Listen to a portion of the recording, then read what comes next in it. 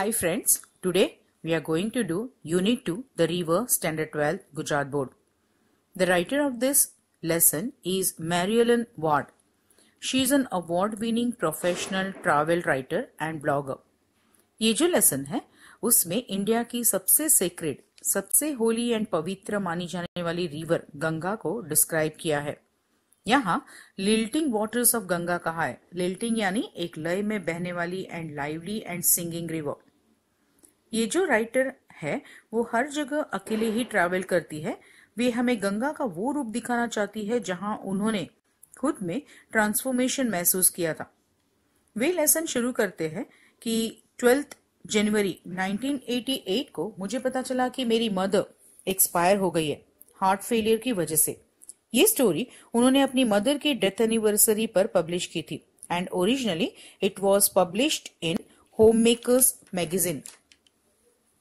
Eight dusk time, that is शाम के time, ये जो लाइवली एंड सिंगिंग गंगा है वो हश्ड टोन में फ्लो होती है, यानी एकदम शांत एंड क्वाइट हो जाती है जब वो नदर्न इंडिया के ऋषिकेश में से फ्लो होती है।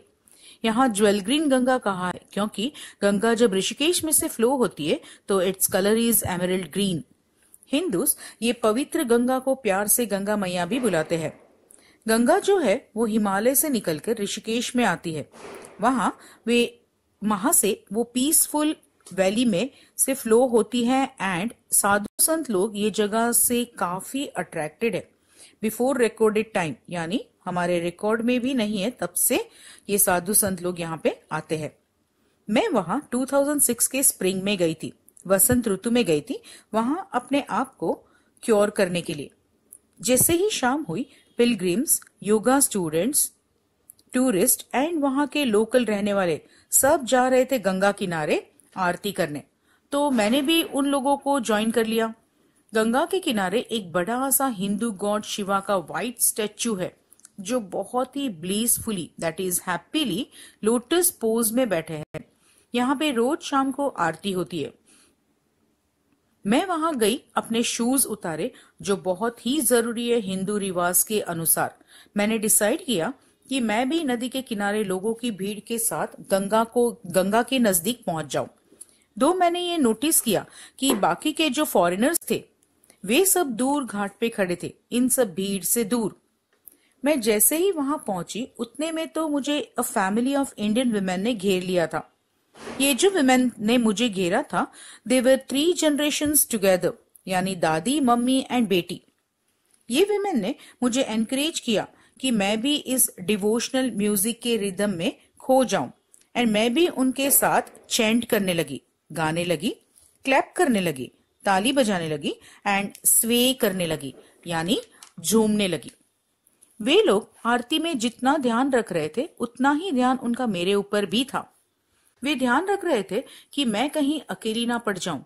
मैं इनके जो रिचुअल्स है, रिवाज है, उसको प्रॉपरली फॉलो करूं एंड उन्होंने वो भी ध्यान रखा कि I felt included in the rituals. अब जब ये आरती की सेरेमनी खत्म होने को आई तब इन वुमेन ने मुझे एनकरेज किया कि मैं एक दिया खरीदूं। ये दिया जो था वो लीव्स से बना हुआ था and it was filled with flowers, incense यानी अगरबत्ती एंड कैंडल यानी दिया। अकॉर्डिंग टू देम ये जो दिया है वो डिवाइन एनर्जी, दिव्य एनर्जी को सिग्निफाई करता है। ये जो लाइट है वो हमारे आत्मा के, सोल के स्पिरिचुअल ट्रुथ एंड इम्पेरिशेबल यानी एवरलास्टिंग नेचर को सिग्निफाई करता है। जब मैं ये फेस्टिवल के एटमॉस्फियर से घिरे हुई थी तब मैंने अपने आप को उस दिए में इम्ब्यूड कर लिया, ओत प्रोत कर लिया एंड मैंने अपने पर्सनल ट्रांसफॉर्मेशन के लिए होप किया, दैट इज मेरे में बदलाव लाने के लिए होप किया। मैं इंडिया आई थी क्योंकि मेरे लाइफ में एक खालीपन सा हो गया था एंड मैंने मेरे इस ग्रीफ यानी दुख को डिस्पेयर यानी निराशा एंड डिप्रेशन यानी अनहैप्पीनेस के साथ 8 साल तक स्ट्रगल किया था। मुझे ऐसा फील हो रहा था कि मैं इस बैंक के साथ, इस किनारे के साथ क्लिंग्ड हूं, डिवोटेड हूं, but it was a very difficult effort. Past के बारे में सोच के बताती है कि जब मैंने डिसाइड किया कि I should leave my life यानी जहां मैं रह रही हूँ उस जगह छोड़ना एंड गो टू इंडिया, तो वो ऐसी फीलिंग थी कि जैसे अपने आप को बैंक से यानी किनारे से छोड़ देना and go of with the river flow, क्योंकि हमें नहीं पता कि ये जो पानी का बहाव है वो हमें किस दिशा में लेके जाएगा। यहाँ वे रिवर वाटर के साथ अपने लाइफ को कंपेयर करती है कि मुझे नहीं पता कि मैं जो इस तरह से अपने कंट्री को छोड़कर किसी अननोन कंट्री की तरफ जो निकल पड़ी हूँ वो मुझे कहाँ लेके जाएगा, मैं उस नई जगह पर जाके क्या सीखूंगी, या मैं जिस ट्रांसफॉर्मेशन के लिए निकली हूँ वो मुझे मिलेगा भी या नहीं। I am not sure about anything, but I know one thing that it would be something big, कुछ तो अच्छा होगा एंड जबरदस्त बदलाव आएगा। अब वे 8 साल पहले की बात करती है जब वे टोरंटो में थी। टोरंटो कनाडा का एक सिटी है। जनवरी का महीना था यानी क्रिस्प कोल्ड विंटर, कड़कड़ती ठंडी थी। वे आगे बताते हैं कि मैं मेरी sister Victoria and her husband Gary, हम तीनों मेरी मदर को मिलने जा रहे थे। मेरी मदर एक छोटे से अपार्टमेंट में रहती थी। मेरी मदर पिछले एक वीक से जबरदस्त सर्दी की वजह से बीमार थी एंड वो बेड रिडन थी, बेड पे से उठ नहीं पा रही थी एंड डॉक्टर के पास भी नहीं जा रही थी। जब हम उसके बिल्डिंग पहुंचे तो गैरी व्हीलचेयर लाने गया एंड मैं और विक्टोरिया ऊपर गए। जैसे ही मैंने दरवाजा खोला वैसे ही मुझे एक अजीब सी फीलिंग होने लगी कि समथिंग इज रॉन्ग। मैं मेरी मदर की प्रेजेंस को फील नहीं कर पा रही थी। मुझे जैसे ही पता चला कि मेरी mother was lying in bed and she was dead, मेरा इमीडिएट जेस्चर क्या था, तो I held out my arms in protection and मेरी सिस्टर मेरे पीछे ही थी। एट दैट मोमेंट मुझे मेरे स्टमक में, चेस्ट में एंड थ्रोट में जैसे जबरदस्त झटका लगा महसूस हुआ। मेरे बैक मसल्स जैसे लॉक्ड अप हो गए। मुझे इतना ज्यादा झटका लगा कि it was almost like being cleaved into two, जैसे 2 हिस्सों में बट जाना। एंड मुझे ये पता था कि मेरी मदर वो रूम में नहीं थी। मुझे नहीं पता कि वो कहाँ गई थी, पर वो वहां नहीं थी। आई न्यू दैट, यानी as she could not feel her presence because she was dead. बाद में हमें पता चला कि हार्ट फेलियर की वजह से रात को ही उनकी मौत हो गई थी। She was 67 years old। एक तरह से अगर देखा जाए तो मेरा दिल भी टूट गया। मुझे ऐसा महसूस होने लगा जैसे अचानक मेरी माँ का प्यार बंद हो गया, डैम्ड अप हो गया, जैसे पार्चिंग the river, drawing up the river of love.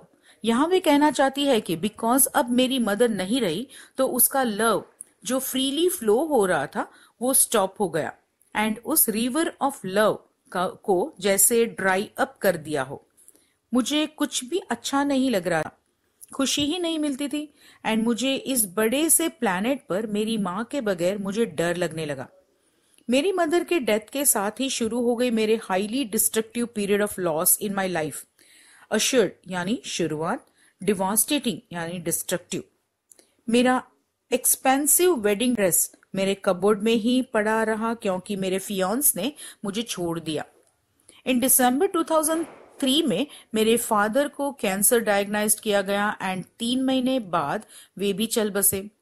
ये जो मेरा बुरा वक्त चल रहा था उसकी वजह से मैं बहुत कम बाहर जाती थी, बहुत कम फ्रेंड्स से मिलती थी and most of the nights मैं रोते रोते ही सो जाती थी। ये जो मेरा दुखी वक्त था उसमें मैं ऐसा वंडर करने लगी, मैं ऐसा सोचने लगी कि ये सब मिसफॉर्चून्स मेरे साथ ही क्यों हुए। ये जो लाइफ में ब्लोज थे वो मुझे ही क्यों मिल रहे थे, मैंने ऐसा क्या किया था। और मैं सोचने लगी कि क्या मैं ये पीरियड को पार कर पाऊंगी। मैंने अपने आप को इस डिप्रेशन से बाहर निकालने के लिए योगा का सहारा लिया। मैं योगा क्लास जाती थी बट रेगुलरली नहीं, ऑन एंड ऑफ यानी नॉट कंटिन्यूअसली। एंड इंट्यूटिवली यानी नेचुरली मुझे पता चल गया कि ये जो एंशिएंट आर्ट एंड साइंस है, दैट इज योगा का हीलिंग एंड ट्रांसफॉर्मेटिव पावर है। जब मुझे इस आर्ट का pain removing power and transformation power के बारे में पता चला, मैंने तुरंत ही एक डिसीजन लिया कि कुछ भी हो जाए एंड मुझे कैसा भी फील हो रहा हो, मैं योगा क्लासेस वीक में 3 बार जरूर जाऊंगी। एंड ये डिसीजन लेने के थोड़े टाइम बाद I started feeling better, but still I couldn't do downward dog pose in yoga. Downward dog pose एक योगा का पोज है। डाउनवर्ड डॉग पोज में पांव एंड हाथ थोड़े दूर जमीन को टच होते हैं एंड एक छोटा सा बच्चा उसमें से निकल जाए इतनी जगह पैर और हाथ के बीच में होती है। That is downward dog pose position. क्योंकि मेरे ब्रोकन हार्ट के अराउंड अभी भी काफी टेंशन था, बट धीरे धीरे मैं लाइफ में आगे मूव करने की कोशिश कर रही थी, वापस लाइफ में आगे बढ़ रही थी। और ये जो मैं लाइफ में आगे बढ़ने की कोशिश कर रही थी, it was giving me the feeling of early spring. यहाँ पे लिखा है कि the melting ice in my veins turned to water and began to flow. That is, अभी तक जिस दर्द ने मुझे जकड़ के रखा था वो दर्द अब धीरे धीरे कम हो रहा है and I am trying to move ahead in my life. And अब मुझे इतनी एनर्जी थी मुझ में एंड हिम्मत भी थी कि मैं योगा टीचर्स ट्रेनिंग प्रोग्राम में अपना नाम एनरोल करा सकूं, भर्ती करा सकूं। हमारे में से एक टीचर रिसेंटली 2 साल तक योगा स्टडी करके इंडिया से आए थे एंड उनके टीचिंग ने मुझे एलिक्सर ऑफ इंडिया यानी एक एक्स्ट्राऑर्डिनरी या मैजिकल इंडिया दिखाई दिया था। एंड उनके इस टीचिंग की वजह से मुझे एक इग्निशन मिल गया था कि मैं कंपलसरी इंडिया जाऊं एंड मेरा जो ड्रीम है उसे मैं पूरा करूं। इग्नाइटेड यानी प्रज्वलित करना, to set fire. Now the next page. तो मैंने डिसाइड कर लिया इंडिया जाने का, सो मैंने अब अपना सामान स्टोरेज में रख दिया, अपार्टमेंट की चाबी दे दी, मेरी कैट को मेरे फ्रेंड के पास छोड़ा एंड 6 महीने के लिए इंडिया के लिए निकल गई। अब इंडिया में 6 महीने बिताने के बाद मेरी ये ट्रिप खत्म होने वाली थी, तब मेरे एक फ्रेंड जो दिल्ली में रहते हैं उन्होंने सजेस्ट किया कि मैं ऋषिकेश के पास एक आश्रम है वहाँ जाऊँ। तो फ्रेंड के सजेशन पे आई वेंट देयर। वहाँ मैं रोज़ मेडिटेट करती थी गंगा के किनारे, शांत एंड पीसफुल आश्रम के गार्डन में। मैं रोज़ नदी के किनारे चलती भी थी। उस आश्रम के फाउंडर थे स्वामी ब्रह्मदेव, तो मैं रोज़ उनकी टीचिंग्स सुनती थी under a mango tree on the आश्रम ग्राउंड्स। ये जो मेरा रिफ्लेक्टिव टाइम था यानी चिंतनशील या थॉटफुल टाइम था, इट वॉज हेवन सेंट। मेरे इंडिया में ट्रैवल करने की वजह से मुझे ये रियलाइज़ हुआ, समझ में आ गया था कि किस तरह से लाइफ को सरेंडर करना चाहिए, रिलैक्स करना चाहिए एंड फ्लो के साथ में आगे निकलना चाहिए। यानी लाइफ में जो भी उतार चढ़ाव आते हैं उस सब सिचुएशन को भूल के वी शुड रिलैक्स एंड जिस दिशा में हमारी लाइफ हमें लेके जाती है according to that situation we should move ahead.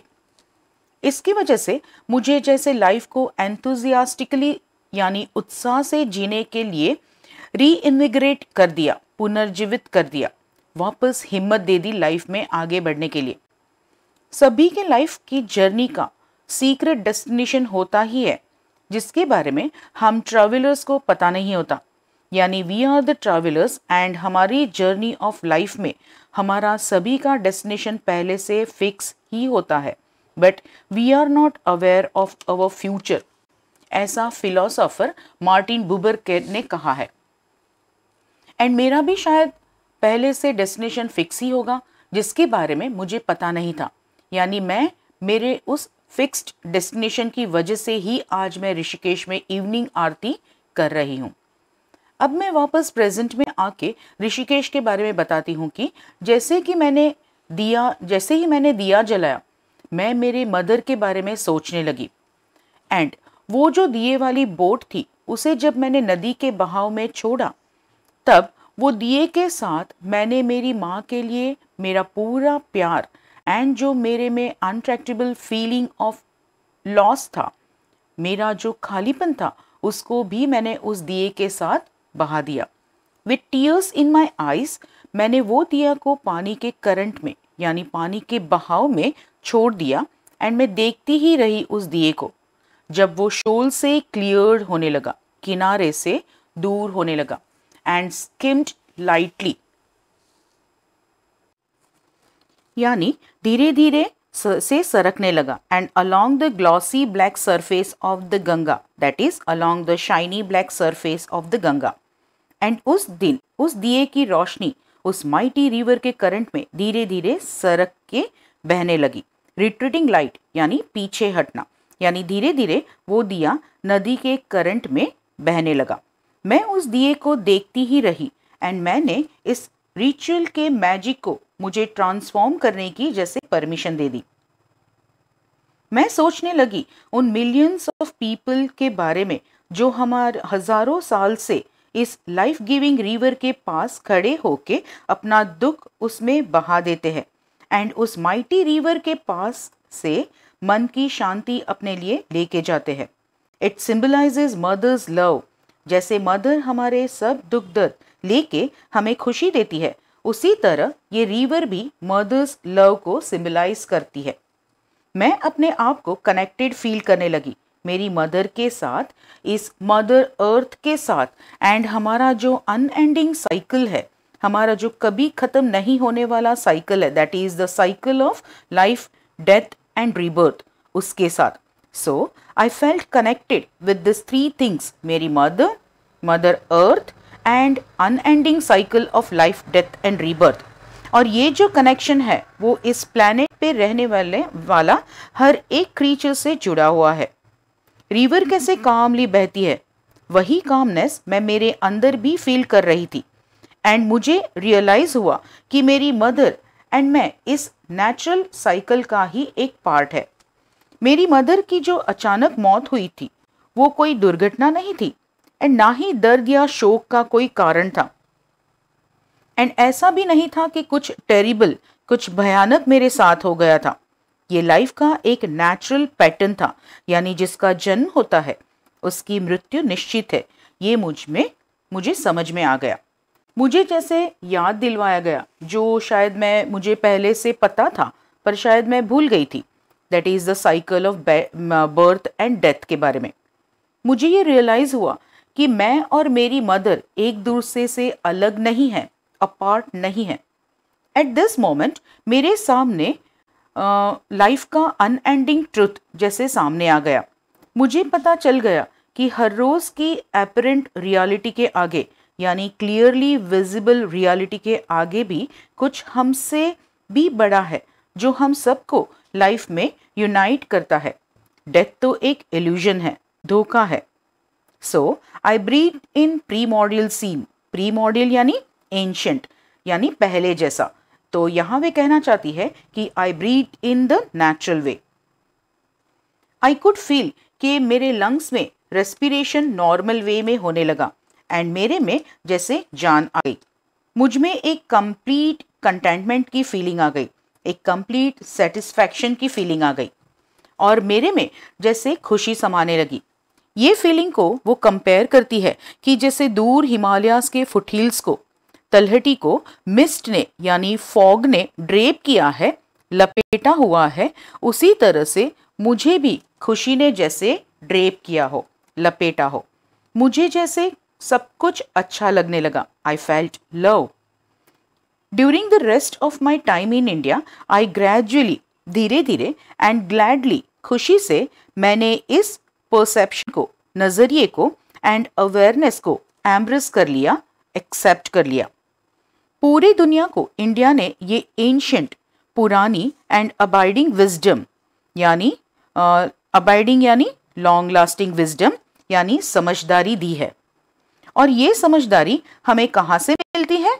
तो जब हमें ये रियलाइज होता है कि रियलिटी तो दिमाग की एक सोच है। अगर हमें लास्टिंग पाथ टू हैप्पीनेस चाहिए, अगर हमें कभी नहीं खत्म होने वाला हैप्पीनेस चाहिए, तो अपने अंदर झांको, खुशी तुम्हें तुम्हारे अंदर ही मिलेगी। मेरे साथ बहुत बुरा होने के बावजूद I tried to think clearly.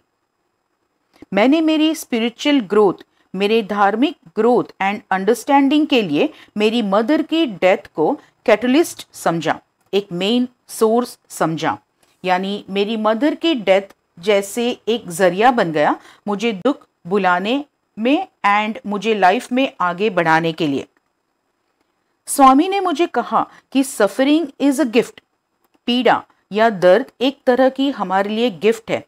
That is, जब भी हमें मुश्किलों में से पसार होते हैं तो हम में लाइफ को फेस करने की मैच्योरिटी एंड समझदारी ऑटोमेटिकली आ ही जाती है। And now I understood the meaning of this message by Swami. Thank you.